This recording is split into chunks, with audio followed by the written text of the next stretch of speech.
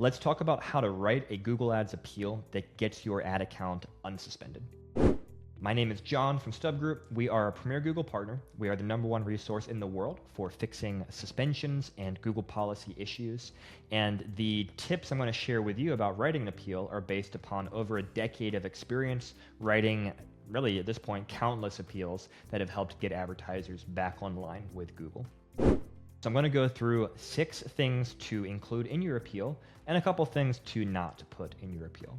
So first of all, let me go through these quickly and then we'll dive into each of them. So be polite, be specific, say what you've done, say what you're going to do, include documentation, and include links.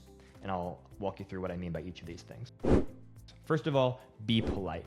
It is really tempting when you write an appeal to Google to allow that frustration that you're experiencing to bubble through and to yell through your text at the person or the AI who's going to be reading your message.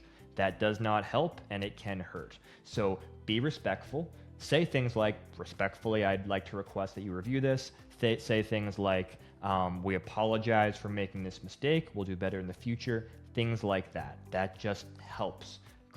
That helps even your mindset of how you're crafting the appeal, and it can help in whoever is reviewing that appeal. So be polite.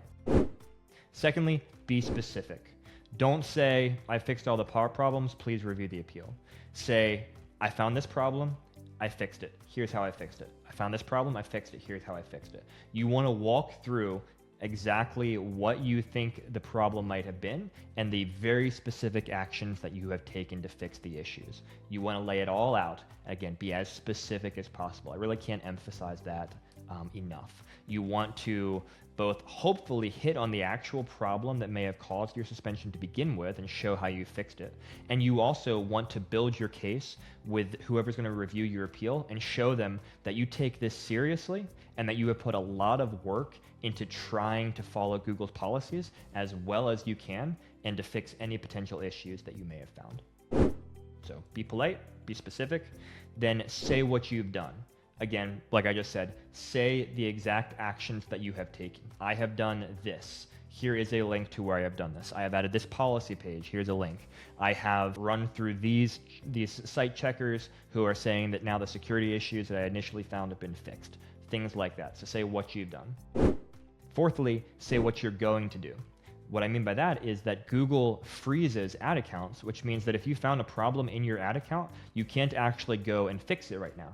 You can make changes to your website, obviously, and you should, but in your ad account, you can't remove an ad, you can't remove a keyword, you can't fix a broken link or really any of those types of things because Google freezes your account. And so instead, when you write your appeal, you need to say, here are the things that I found, being specific, and you need to say, here is what I'm going to do to fix these things after you reinstate my account and give me the ability to make those changes.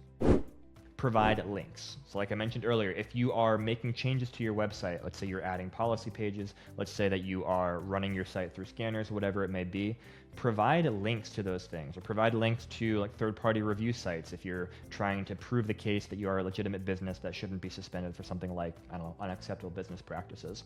So provide links to things that back up what you are communicating to Google. And then a similar idea, 6th point, provide documentation.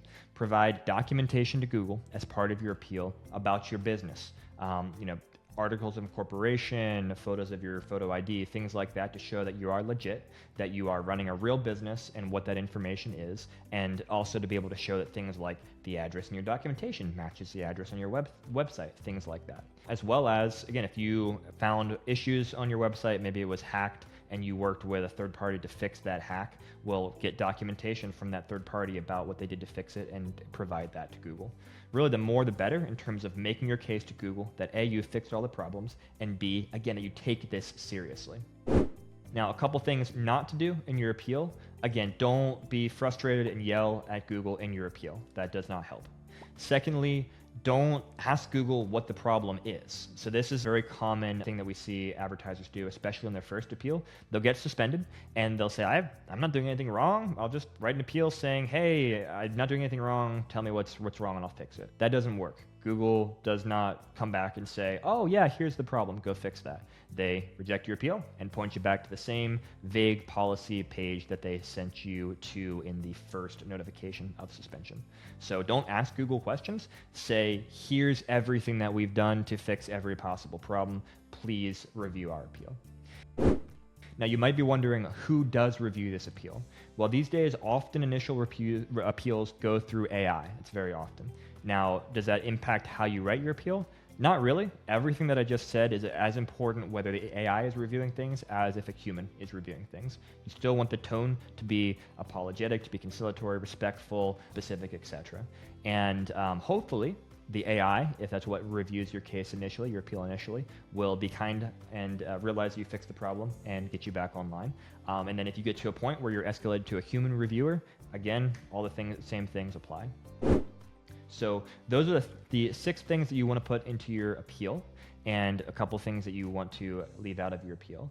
And if you need help with figuring out what actually is wrong with your website that you can fix and then mention in your appeal, or if you want help with the appeal process, writing it, whatever the case may be, we're here to help at StubGroup. Reach out through StubGroup.com, and we'd love to look at your case and figure out what's going on and help you get back online with Google.